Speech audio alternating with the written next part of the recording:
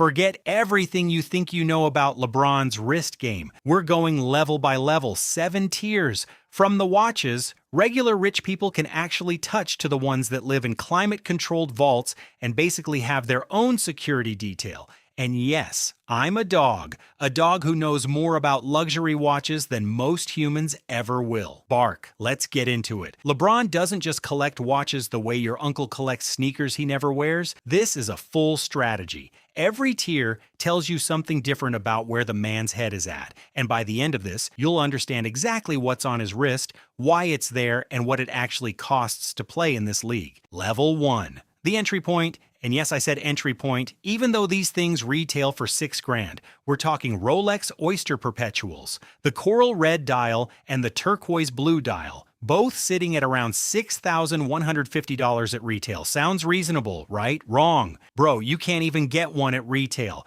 The secondary market said, hold on, that coral red is flipping for $23,000. The turquoise blue, $40,000 for a watch that costs $6,000 at the counter. That's nearly 7 times retail. The waitlist alone will humble you. This is LeBron's version of showing up in sweatpants that cost more than your rent. Looks casual, absolutely is not casual, not even slightly. The Oyster Perpetual is the simplest Rolex they make. No date window, no complications, just time, flex, and the crown logo doing all the heavy lifting on your wrist.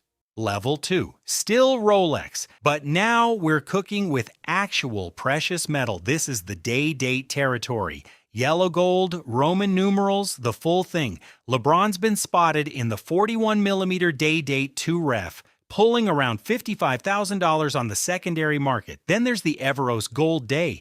Date 40 with the green dial. Retails at $40,350. Sells for $84,000 plus in the gray market. Why does the green dial do that? Nobody fully knows, bro. It just does. Green dials have their own tax. It's like the algorithm decided green equals rare, and the market agreed permanently. Michael Jordan made the day-date famous in sports culture decades ago.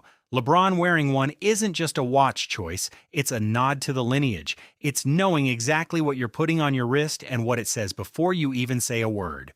Level 3. This is where Rolex starts getting genuinely unhinged. The Daytona, specifically 2 of them, the yellow gold Daytona, with the green dial sitting at around $150,000, 4 times retail, 4, then the real one. The Daytona Eye of the Tiger, 38 baguette cut diamonds on the bezel, champagne subdials wrapped in brilliant cut diamonds and black lacquer.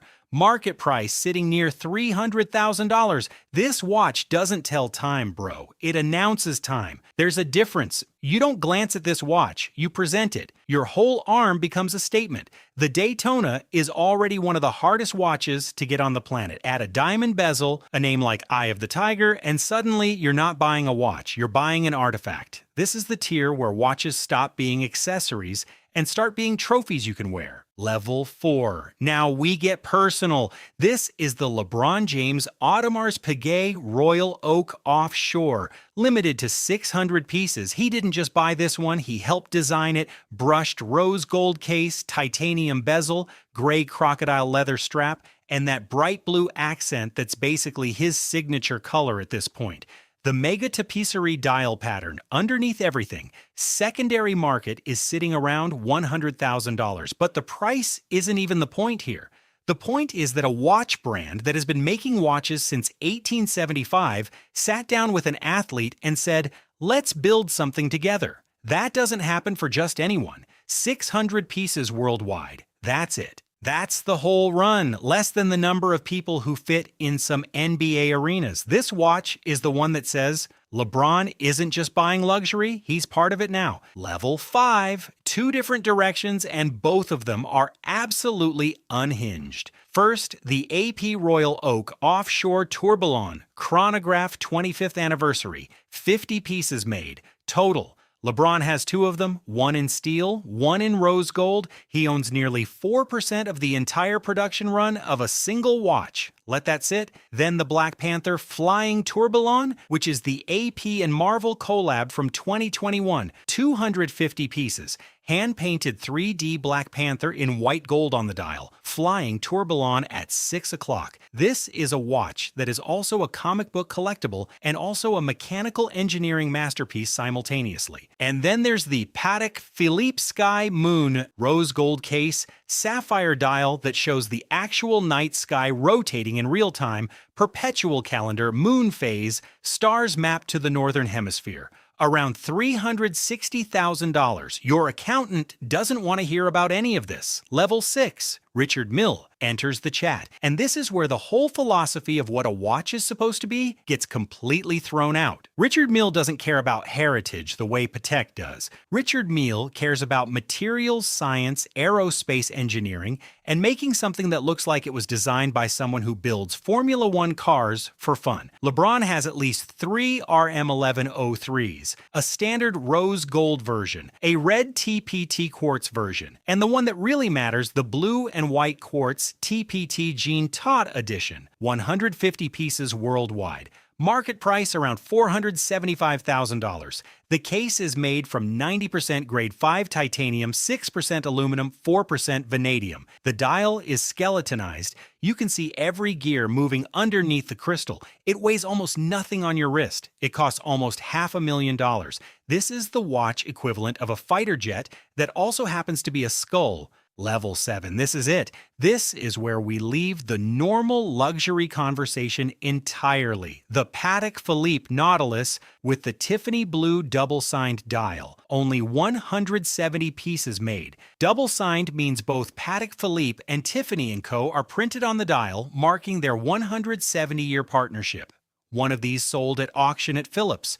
The winning bidder couldn't close. The underbidder stepped up and still paid millions. The reported auction result was $6.5 million. LeBron was photographed wearing one at the Super Bowl in 2022, just casually at a football game, on his wrist, acting like that's a thing people do. The Nautilus is already the most coveted sports watch Patek makes. The Tiffany Blue version is a completely different category of rare. Most watches at this level never leave private collections. Most of them never get photographed in public. LeBron wore his to the Super Bowl and probably didn't think twice about it. Now here's the part where most people get confused about LeBron's collection. They see the price tags and they think this is just a guy spending money because he can. That's not what's happening. Every tier of this collection serves a different function. The Oyster Perpetuals are the daily flex, the approachable ones, the ones he can throw on for a practice session or a press conference without anyone having a panic attack. The day dates are the heritage play, gold on your wrist, history on your wrist. The Daytonas are the collector's move, rare dials, diamond bezels, watches that appreciate faster than most real estate markets in this country. And then the AP signature piece sits in its own category entirely because it has his name on it. That's not collecting, that's legacy building. The Richard Mille tier is where it gets interesting for a different reason. These aren't traditional luxury watches. They're not meant to look like something your grandfather passed down. They're aggressive and modern, and they use materials that didn't exist in watchmaking 20 years ago. LeBron wearing 3 different RM1103s tells you he's not just following a collector's checklist. He actually likes the way they feel and look. Athletes gravitate to Richard Mille because the watches are light enough to actually wear during activity and technical enough to match the engineering mindset most elite athletes develop. You don't get to the level LeBron plays at without understanding systems, processes, and marginal gains. Richard Mille makes watches built around the same philosophy. That's not a coincidence. The Patek Philippe pieces in the upper tiers tell a completely different story. Patek is old money in watch form. The Sky Moon Celestial isn't something you show off at a club. It's something you wear to a dinner where everyone at the table already knows what it costs without asking. It's the quietest flex in the whole collection. $360,000 for a watch that most people couldn't identify at 10 feet away? Only the people who need to know will know. And that's exactly the point. The AP Black Panther sits in the same emotional space but with more cultural energy. It's the watch that appeals to both the art world and the atomic world and the horology world at the same time. 250 pieces of that made. LeBron has one. The size of this collection in total dollars is somewhere in the neighborhood of 3 million plus, but the number almost doesn't matter at this point. What matters is the range. Entry-level Rolexes sitting alongside $500,000 Richard Milles, a personally co-designed Audemars Piguet next to a Patek that shows the actual stars. Most collectors pick a lane. They go deep into Rolex, or they go deep into AP, or they become a Richard Mille person. LeBron went wide and deep at the same time. Every brand, every tier, every purpose covered. That's not random. That's a strategy. You don't build a collection that spans from $6,000 retail to $6.5 million at auction without having a clear sense of what each piece is doing for you.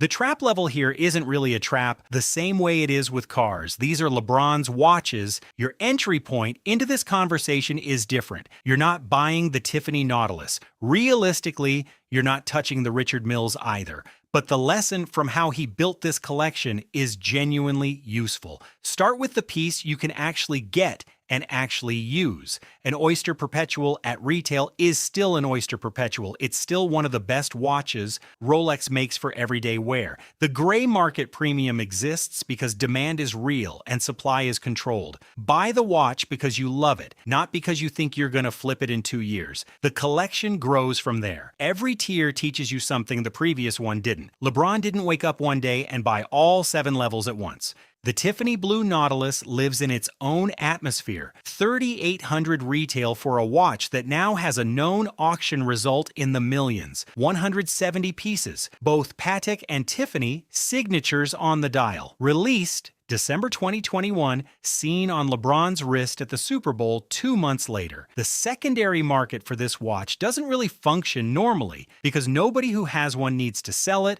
and nobody who wants one can get it through any reasonable channel. It's a $6.5 million data point that happened once. The underbidder still paid an extraordinary number to take it home. That's the level 7 reality, not a purchase, an acquisition. A different category of thing entirely, sitting on LeBron's wrist at a football game like it's just another Sunday.